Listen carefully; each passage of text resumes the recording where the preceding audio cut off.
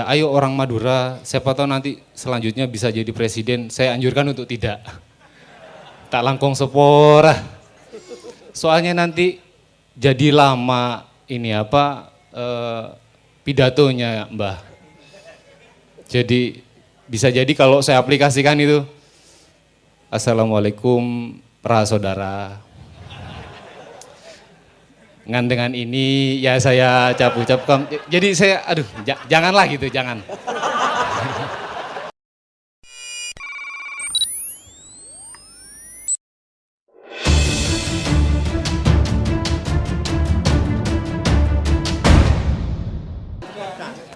Spontan ya, jadi teman-teman sekalian Anda harus percaya kepada matematikanya Allah. Kalau barang materi 3 dikurangi 2 tinggal 1.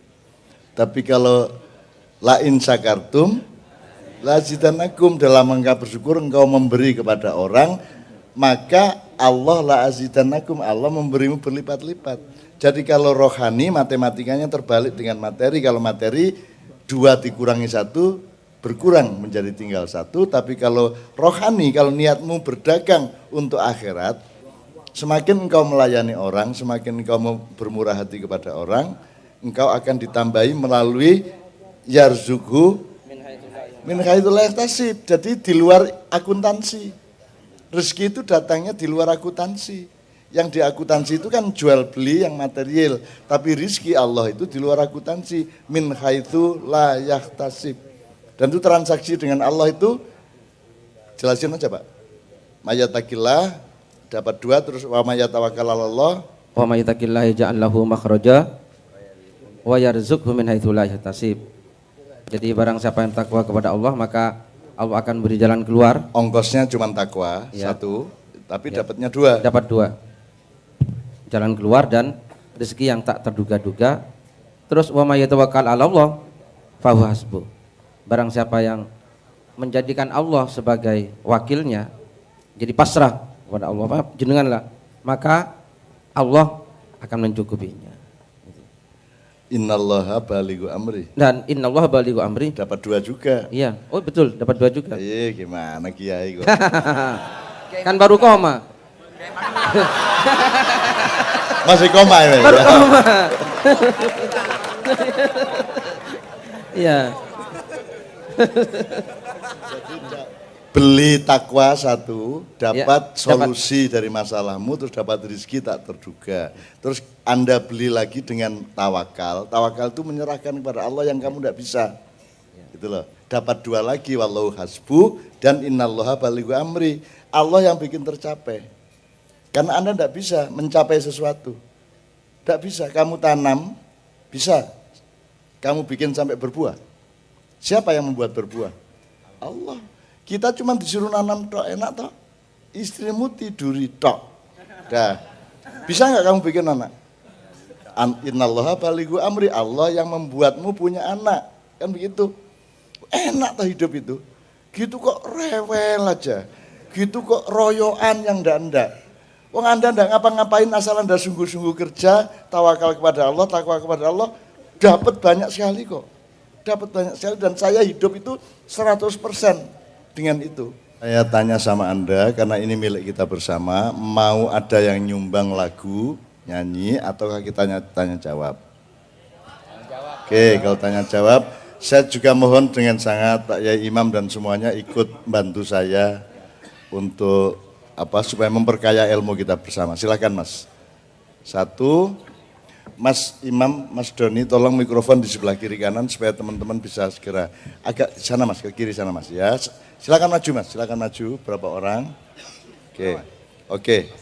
Atau di situ aja, Mas Imam yang berkorban di situ. Oke. Semua berapa orang Mas? 1, 2, 3, 4. Oke, sementara 4 orang. Silakan. Nama dari asalnya yang dari belakang mana? Maju, yuk. Yang belakang lebih maju Mas. Maju, dekat ke mic yuk. Sini yuk. Nah, dekat temannya yang bawa mic ini. Ya, terus ayo. Tes. Assalamualaikum warahmatullahi wabarakatuh. Perkenalkan Cak, nama saya Unadi Neda Abdul Haq, panggil saya Adi. Saya asli Peragaan Sumeneb.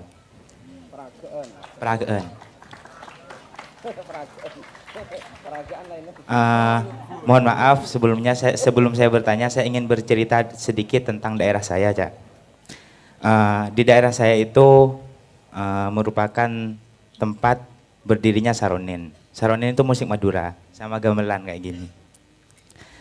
Nah, sejarah munculnya saronin ini berasal dari peragaan yang dipelopori oleh Kiai Khotib Sendang. Kiai Khotib Sendang itu merupakan cicit dari Sunan Kudus. Dan beliau juga melakukan pendekatan secara simbolik. Sama seperti Sunan Kalijogo cara dakwahnya, cuma cara pendekatan simbolik kayak alat kelenang itu di Madura di peragaan dipanggil pekeng yang artinya itu diker gitu, Pak. Nah, terus kalau ini gamelan itu kenong telok. Kalau di saronin itu artinya Islam, iman, ihsan. Dan ada lagi tentang gong. Gong itu kalau di sana itu disebut gung, artinya Allah Maha Agung. Nah, namun kemudian seiring berjalannya waktu, karena zaman semakin cepat, musik ini semakin punah, Cak. Alasan punahnya itu yang pertama, emang musik ini warisan ulama, tapi alat-alatnya itu adalah warisan Hindu-Buddha, jadi haram. Yang kedua, filosofisnya itu juga musyrik, soalnya menyekutukan Allah. Kok gong disamakan dengan Allah? Yang ketiga katanya salah satu musik yang memanggil makhluk halus. Tetapi kemudian saya mencoba untuk berusaha meluruskan ini. Kenapa kok musik dimasukkan ke hal-hal yang berbau negatif gitu kan saya. Nah, kemudian saya merujuk ke Cak Nun, ke Kiai Kanjeng, bahwa ada di ulama Jogja kan saya. Beliau dakwah cara Sunan Kalijogo sama seperti Kiai Khotib Sendang. Namun yang menjadi keraguan saya itu pada gong, ya. Ketika kiai-kiai di rumah itu menyatakan gong ini yang paling parah, bahwa filosofisnya menggunakan Allah Maha Agung. Saya ragu, kenapa kok di Kiai Kanjeng nggak pakai gong? Jangan-jangan bener, katanya saya gitu ya. Terus pertanyaannya, apakah benar gong itu tidak digunakan oleh Kiai Kanjeng karena ada filosofis ini? Dan pertanyaan kedua, apakah musik tradisional itu yang haram? Lalu yang modern itu nggak haram gitu ya? Itu aja. Sangat bagus. Jadi pertanyaannya mengandung logika dan cara berpikir yang sudah menuju kebenaran dari masalah itu. Terima kasih. Berikutnya Mas, kita catat ya Mas ya, Mas Islami dicatat. Ayo mendekat, yang lain mendekat ke sini. Ya. Yang kedua sebelah sini aja, yang sebelah sini. Anda silakan Mas. Sebelah sini Mas, ya. Ya, silakan. Assalamualaikum warahmatullahi wabarakatuh. Salam tawadhu, sebelumnya ada panjenenganipun Kiai Imam, sama salam tawadhu de Mbah Nun. Nama saya Muhammad Sodik. Kebetulan saya berdomisili di Malang, tapi mudah-mudahan tidak ada sangkut pautnya sama saudara-saudara bonek yang lain. Jadi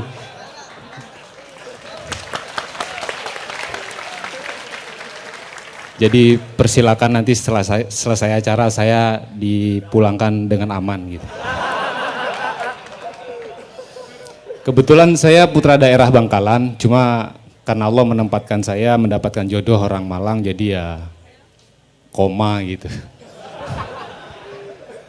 Tapi tetap walaupun saya bernaung di langit Jawa, karena pada hakikatnya darah Madura saya tidak bisa membohongi diri saya kalau saya itu penuh ambisi dan obsesi, walaupun saya tidak punya pendidikan tinggi gitu. Jadi saya naik ke panggung Nun Sewu, sebenarnya demam, tapi saya paksakan karena saya kepingin berdekatan sama beliau-beliau ini, dan insya Allah nanti di surga tetap Allah dekatkan kami juga gitu. Amin Allah. Nun Sewu, saya ke panggung ini bukan bertanya tujuannya, tapi karena rindu. Jadi saya membantu memberi solusi saja untuk negara ini gitu. Orang Madura ya. orang Madura yang berpikir Indonesia. Iya. Koma, iya.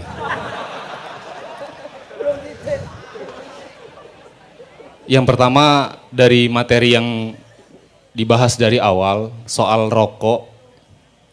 Kenapa Al-Mufrullah Syekhona Muhammad Khalil Kadinto menganjurkan yang disebut tadi itu membuat rokok untuk orang Madura dan NU, dan saya yakini itu sampai sekarang tetap jadi tagline di mana-mana dengan ejaan lama, dimanapun tulisannya pasti NO smoking gitu.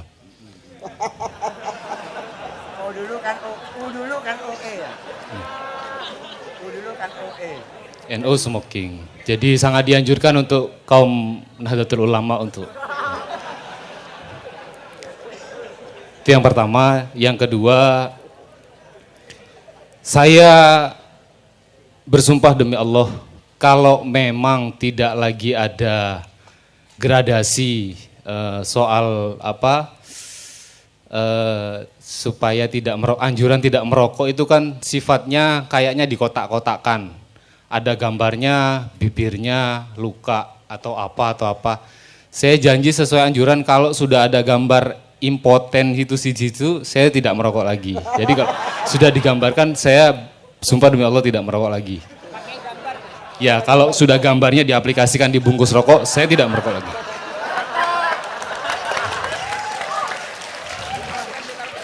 Iya. Madura dilawan. Terus yang ketiga tadi soal anjuran Mbah sama Kiai Muzammil untuk supaya ayo orang Madura, siapa tahu nanti selanjutnya bisa jadi presiden, saya anjurkan untuk tidak. Tak langkung sepora. Soalnya nanti jadi lama ini pidatonya Mbah. Jadi bisa jadi kalau saya aplikasikan itu, Assalamualaikum para saudara. Dengan ini ya saya ucapkan. Jadi saya janganlah gitu, jangan.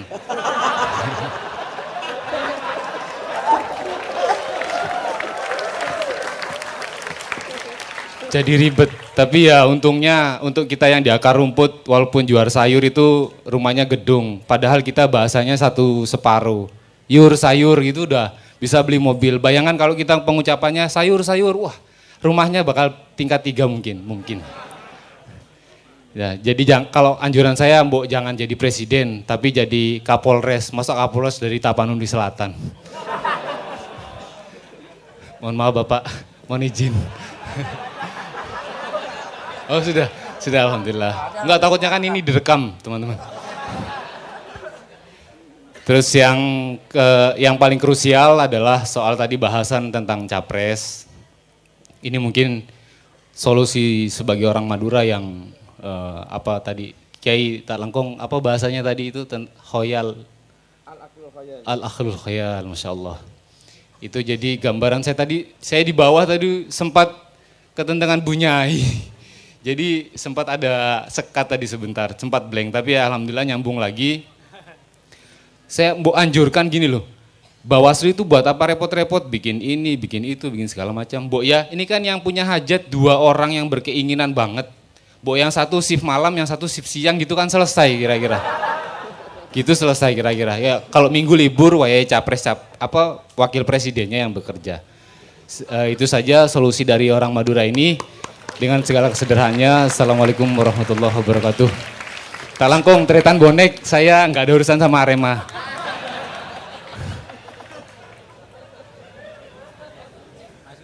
Saya kira rugi kalau di surga tidak ada orang Madura.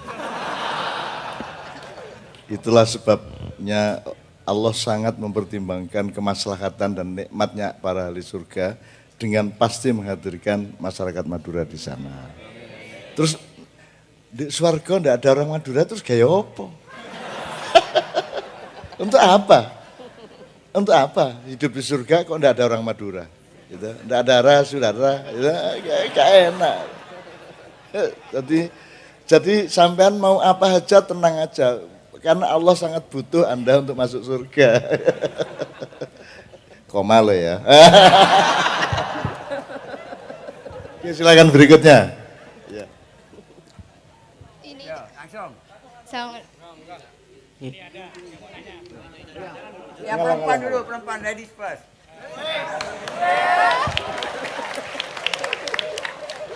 Terima kasih. Ya. Assalamualaikum warahmatullahi wabarakatuh. Mungkin saya di sini sebagai makhluk istimewa karena perempuan ya. Terima kasih sebelumnya. Nama saya Islamia dari Bangkalan. Pertanyaan saya sebenarnya ini sangat gampang mengenai bahasa, cuma antara bahasa hati dan pikiran. Asik.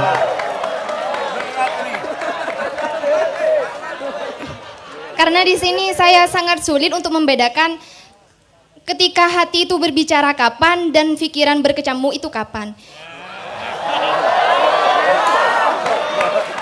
Karena saya pernah mendengar kalau hati itu menjadi raja, sedangkan akal itu menjadi panglima. Kalau hati dan akal itu berkecamuk berdua, itu tidak akan bisa. Jadi saya sulit membedakan antara hati itu kapan berbicara dan akal itu kapan berbicara. Terima kasih. Unsur lain tidak ditanyakan? Loh, kalau Adam dulu kan ditiup 3 kali setelah dibikin patungnya oleh malaikat Israel, terus Allah meniup 3 kali.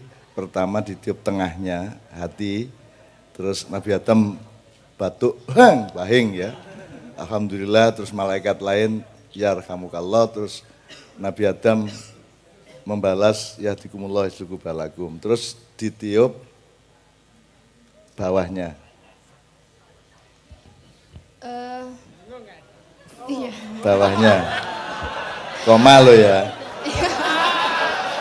Nah, karena hati ini selalu diganggu-ganggu oleh bawahnya, ya, maka ditiuplah yang ketiga, yaitu kepalanya, supaya ada kerjasama. Sebab kalau Anda tidak punya akal pikiran di kepala, yang ditiup ketiga tadi itu, Anda tidak punya regulasi, Anda tidak punya ukuran, gitu ya. Hati maunya makan berapapun dimakan, gitu. Tidak ada batasnya hati kemauan itu. Maka pikiran membatasinya. Oh, kamu segini aja makannya, kamu jangan makan itu, makan ini aja, gitu loh. Nah, itu yang saya maksud unsur yang lain. Karena kalau bawahnya ini minta terus.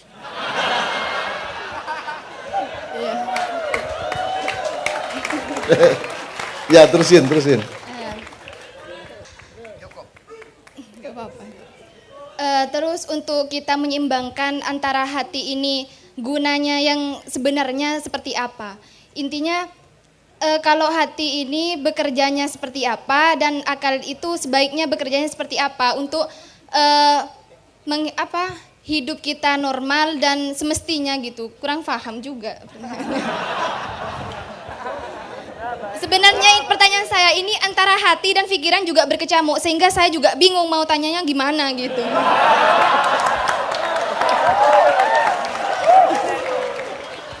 Untung yang berkecamuk cuma 2, bayangin kalau 3. Ya. Pak Muzamil itu pakai sarung karena yang ketiga berkecamuk terus.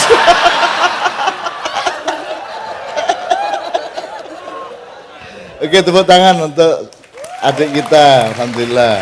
Namanya siapa? Ya. Namanya? Islamia. Alamat dan nomor HP-nya biar semua. Terima kasih. Assalamualaikum. Islamia. Iya, Pak. Ini di Kiai Kanjeng yang Mas di belakang namanya Islamianto. Ya, ini Islamianto. Iya, alhamdulillah rahmat. Silakan berikutnya, masih berapa lagi? Satu lagi, oke ya. Oke, Mas. Assalamualaikum warahmatullahi wabarakatuh.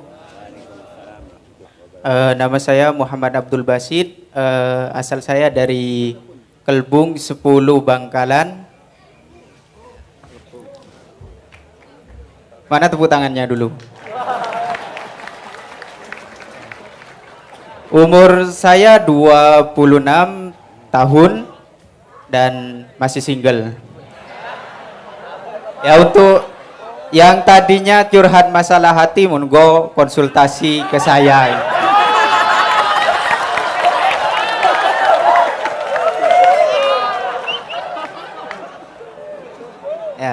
Saya tidak akan bertanya panjang lebar, cukup boleh kenalan langsung nikah enggak?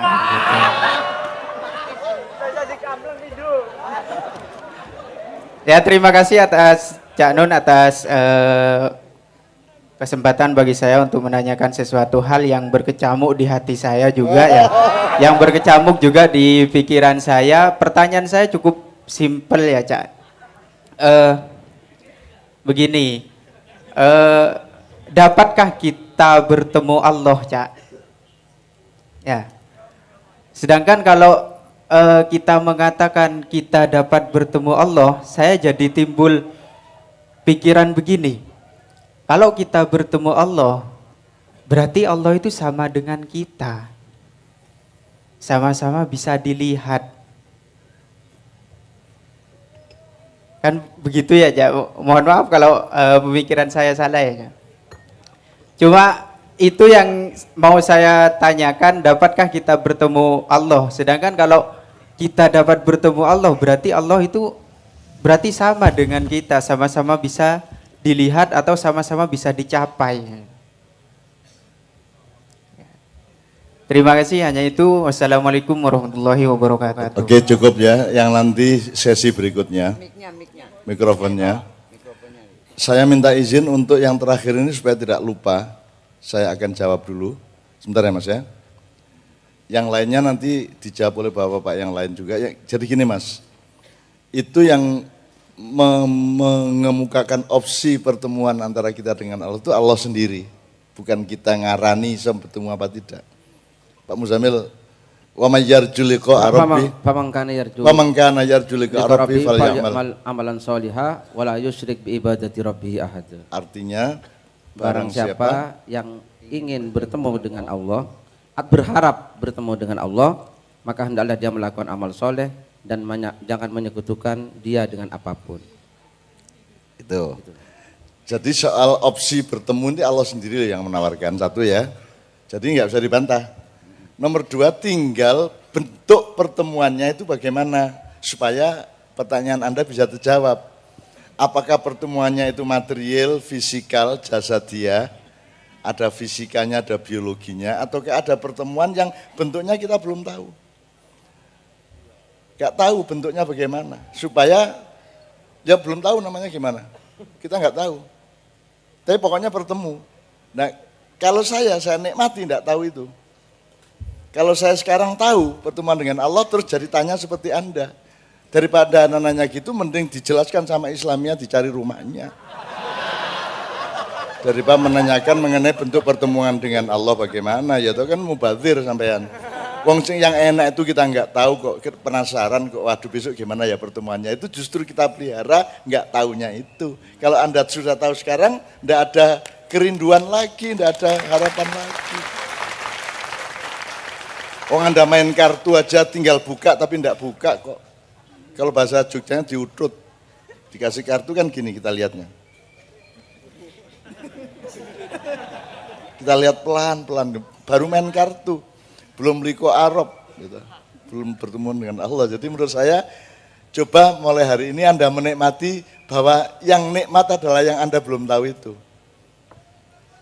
Itu gunanya, betul enggak Mas? Itu gunanya wanita disuruh menutupi aurat mayoritas badannya. Bayangin kalau wanita tidak tutup aurat, terus apa gunanya jadi wanita? Bosen lama-lama. As ngono kuwi toh, ya as ngono kuwi. As gitu itu. Justru karena ditutup itu kita terus menerus rindu, terus menerus kangen. Nah Anda selalu ingin jelas, nggak harus jelas. Ada sesuatu yang sebaiknya enggak jelas. Nikmatnya justru kalau tidak jelas, itu gitu loh Mas. Oke, sekarang Anda juga jangan terlalu cepat langsung melamar Islamiyah. Diulur-ulur dulu gitu kan. Datang ke rumahnya lewat-lewat dulu ya. Kira-kira 15 kali lewat dok itu ya. Terus nanti hari ke-16 baru nempel di temboknya, nempel dok, terus dapat 5 menit pulang. Terus hari ke-17 jongkok di depan rumahnya gitu. Wah Anda nikmati. Harapan itu lebih nikmat daripada kenyataan. Betul enggak? Orang Madura itu gara-gara dunianya santri semua, kan enggak boleh pacaran. Iya. Gitu? Jadi laki-laki Madura itu selalu punya simpanan dendam kepada wanita. Lah enggak boleh pacaran di pesantren. Kawin nanti baru mengerti istrinya itu bagaimana. Tapi selama belum nikah itu enggak boleh pacaran, enggak boleh. Akhirnya dia menyimpan dendam. Begitu malam pertama dilampiaskan. Nah, coba dek jalan ke pojok sana. Bojone udah. Coba jalan seperti Pragawati. Dikit. Pokoknya dinikmati berlama-lama. Coba lepas yang atas dikit demi dikit. Udah pokoknya bertahap itu ya. Sampai akhirnya dilepas semua baru dibaringkan. Coba jangan bergerak ya, berbaring aja. Terus dilihat sama dia.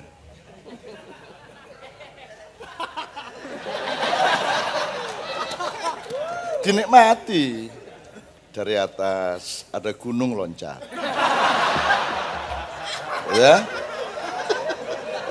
Terus ke bawah ada lubang kecil, gitu. Ke bawah lagi ada padang rumput.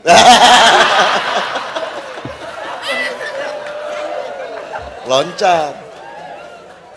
Kok di balik gerumbul itu kok ada gua ya? Gitu.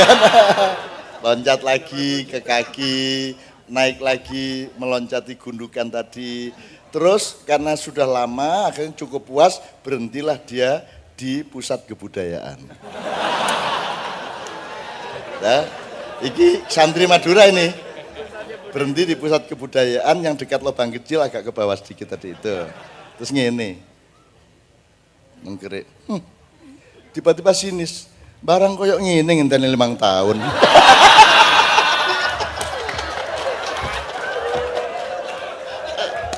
Aku seneng ya.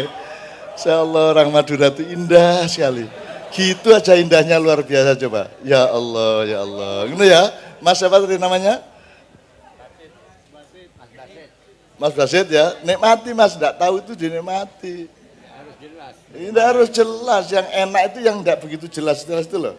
Coba sekarang coba joget dangdut kalau telanjang terus gini-gini. Sing bagus itu pakai kerudung. Tahu gini enggak? Oh itu lebih dahsyat itu daripada mudong gini ya. Tapi pakai berukut cuman dikit tak. Waduh. Gitu. Anda belum tahu politik rahasia. Oke, kita jawab. Saya ingin yang soal apa namanya tadi gamelan, gong segala macam tadi itu dijawab oleh Kiai Madura sendiri dulu. Saya kalau perlu nambahin tak tambah dikit. Panjenengan atau Pak Muzamil, monggo. Muzamil. Lah sampean asli endi sampean? Enggak ngaku sampean. Saya nanti punya cerita, Mil. Saya ceritanya. Betul Muzamil ya. Yang soal gong. Ya gamelan itu. Kalian tahu Kiai Kanjeng kenapa enggak pakai gong jenengan ya? Iya nanti. Tapi soal itu syirik. Kan satu itu syirik kan. Mempersonifikan Tuhan, mujassimah. Iya. Mujassimah. Mosok gong disamakan sama Tuhan. Tuh. Nanti soal kenapa Kiai Kanjeng tidak pakai gong saya akan jelaskan. Tapi sekarang kok gitu itu syirik karena mengundang roh jahat segala macam toh? Itu ya, itu Pak Muzamil. Baik, ya. Saya sekarang jawab secara fikih saja, gitu ya. Karena saya ini lulusan Ma'had Ali jurusan fikih sama dengan Kiai Imam Bukhari. Saya ini satu kelas dengan Kiai Imam Bukhari. Sama-sama lulusan pertama Ma'had Ali di Asem Bagus Situbondo jurusan fikih. Cuma beda. Beliau itu santri tapi jarang di pondok. Kalau saya santri sering di pondok. Karena beliau santri mondok tapi punya istri. Maka sering keluar. Di pondok sudah punya istri. Punya istri sering keluar itu gimana? Kan istri salah satu syarat untuk keluar.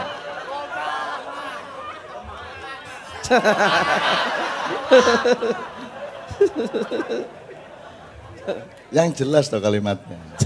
Kalau enggak menimbulkan hoax loh. Ya, jadi Imam Bukhari ini dulu mondok dan sudah punya istri, gitu ya. Maka beliau pokoknya sering nggak ada di pondok. Gitu. Yang ada bantalnya sama selimutnya. Ya, tapi ya alhamdulillah malam ini saya bisa bertemu dengan beliau, ya. Nah, secara fikih, gitu ya. Secara fikih memang alat musik itu ada dua pendapat. Gitu ya. Ada ulama yang menyatakan alat musik itu dimasukkan malahi, sesuatu yang bisa membuat lalai lupa kepada Allah, maka itu dihukumi haram. Tetapi ada ulama yang berpendapat alat musik ya belum tentu malahi, belum tentu membuat orang lupa kepada Allah, bahkan bisa juga dijadikan alat untuk mengingat Allah, maka dia berpendapat tidak haram. Jadi secara fikih ada ikhtilaf tentang alat musik. Berarti Kiai siapa tadi? Kiai Khotib di Peragaan itu, enggak usah bilang peragaan. Itu Peragaan. Peragaan Perenduan Sumenep, ya kan? Di baratnya Al Amin ke utara itu kan? Ada pom bensin ke utara itu Peragaan, ya kan? Ya, kalau peragaan lain, peragaan busana itu, Peragawati. Yang sering keluar itu. Yang sering keluar itu.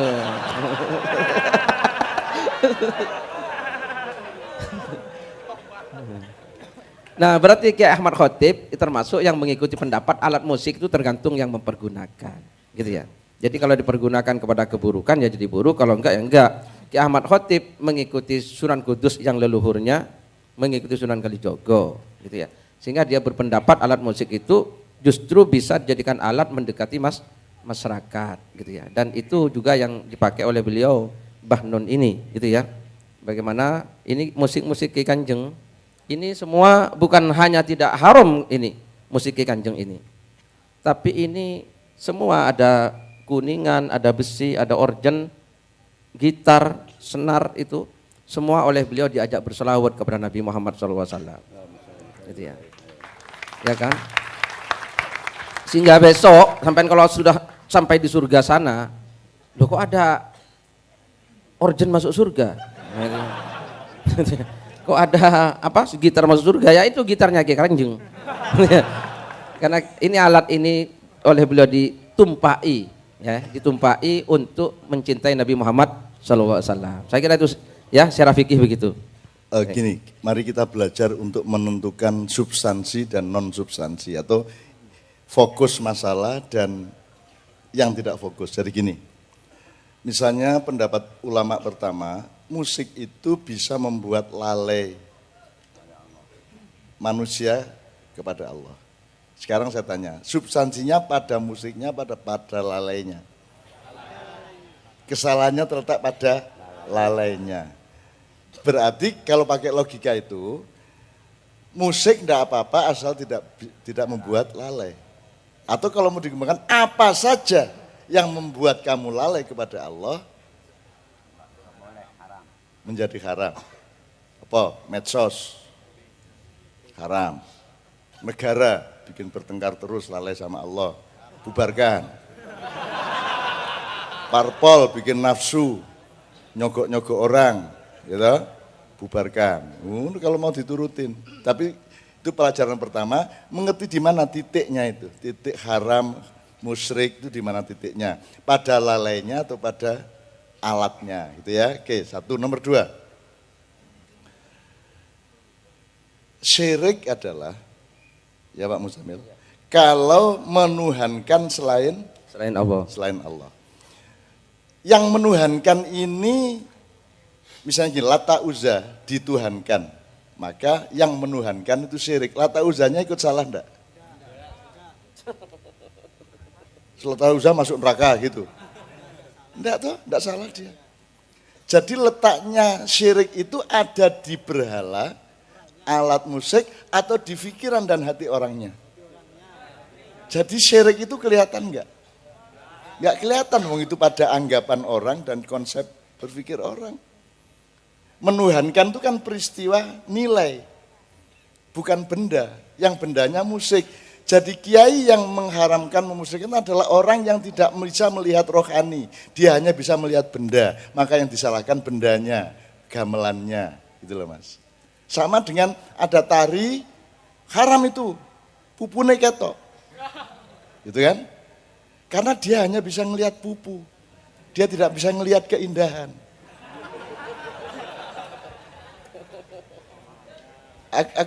Aku enggak ngejek gitu tuh Mas. Karena dia yang tampak di mata dia hanya paha orang. Karena dia ngertinya itu yang kasat mata, yang material. Dia tidak bisa melihat keindahan yang enggak kelihatan. Keindahan kan enggak kelihatan. Kehusukan kan enggak kelihatan tuh Mas. Ya tuh Mas. Yang kelihatan kan gerak-geraknya sholat, tapi khusyuknya kan enggak kelihatan. Jadi orang-orang yang suka mengharamkan dan memusyrikan itu adalah orang yang memang tidak mampu melihat rohani karena rohaninya tidak terlatih. Yang dilatih matane. Ndelok pupu, ndelok kencet, ndelok dengkul. Gitu loh. Sing ngacengan kon kok sing salahno bareng. Ini kalau ngomong kasar. Kan Madura lebih kasar dari saya. Ya, Mas gitu jelas ya Mas ya. Tapi dia boleh berpendapat. Ulama yang memusyrikan boleh. Tapi Anda tidak punya kewajiban untuk taat sama dia toh. Kenapa Anda pusing? Lakukan saja kalau Anda yakin. Kiai Kanjeng dari dulu dapat tantangan macam-macam dan kita undang orangnya ke depan. Misalnya ada mengundang roh jahat, loh kamu sampean kok roh jahat? Saya aja enggak tahu Jadi yang urusan sama roh jahat saya apa sampean? Kan dia yang ngomong mengundang roh jahat dia. Oh jadi sampean tahu tuh roh jahat. Saya enggak tahu Saya tahunya sabbahalillahi ma fis samawati wa fil ard. Apa saja di alam semesta ini bertasbih kepada Allah. Jadi bukan hanya man fis samawati wal ard, tapi ma. Jadi kita tidak hanya dengan mulutnya manusia, mulut kita yang bersolawat. Tapi semua benda kita ajak bersolawat. Punya pohon kelapa, kita jadikan alat untuk bersyukur. Kan begitu. Gong, kita jadikan alat untuk mengingat Allah. Wasilah namanya, boleh enggak? Saya melihat cacing, saya ingat Allah. Baik enggak? Ya Allah kok bisa ya cacing itu keluget-keluget. Kayak punyanya si...